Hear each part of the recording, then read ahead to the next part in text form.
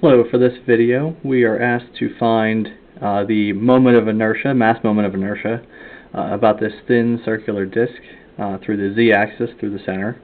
We're going to start with the relationship IZZ is equal to the density times the volume integral of r squared dv. Alright, so we're assuming here we've got 6 kilograms distributed evenly over the entire volume. And we'll get back to dealing with this density term later on. If I go ahead and say IZZ is equal to the density, and I'm going I'm integrating this over the volume, so it's going to be density from 0, and I'm going outward to this big R value, which is the radius of 0.3 meters. Alright, so now I've got my R squared term, and I need to figure out this dV term. And so dV is the rate of change of volume as I move from the center outward.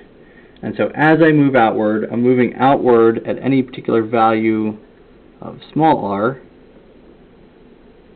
I'm going to have kind of some circular area that is r away, and the rate of change of volume is that circumference times the rate at which r is expanding. So the circumference is 2 pi times whatever the current radius is, and the height, it's a thin circular disk, but there is some thickness to deal with, so we need to deal with the thickness.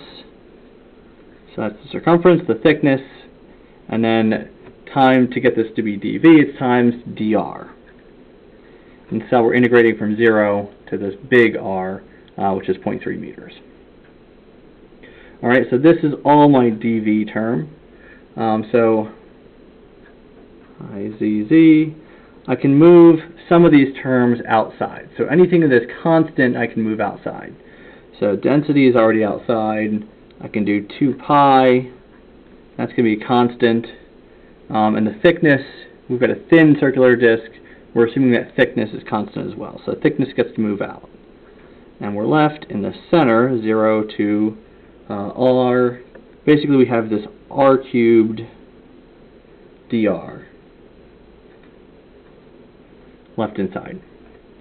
Alright, so taking the integral of r cubed dr from 0 to positive r, so 0 to r, this is going to be 1/4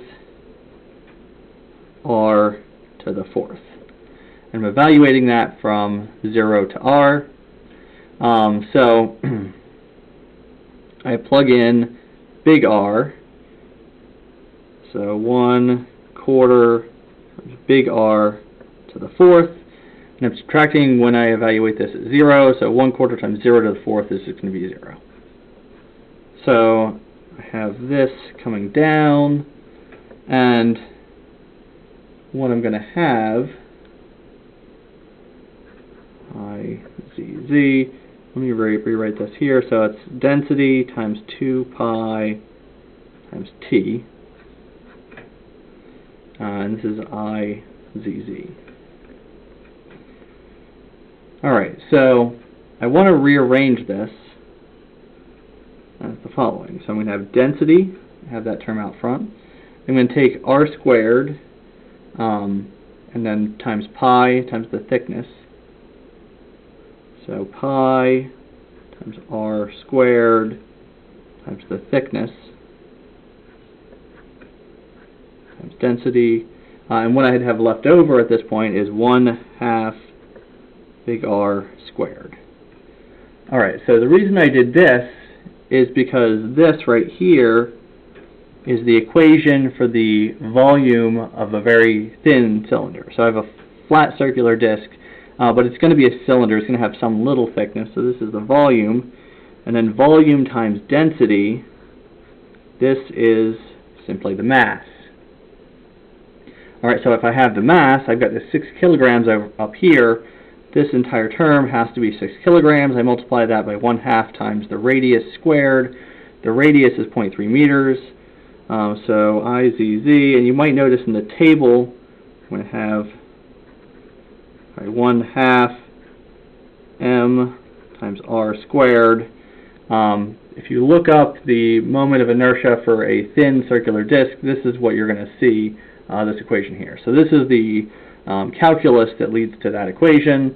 To get to our final solution, we simply need to plug in some values. So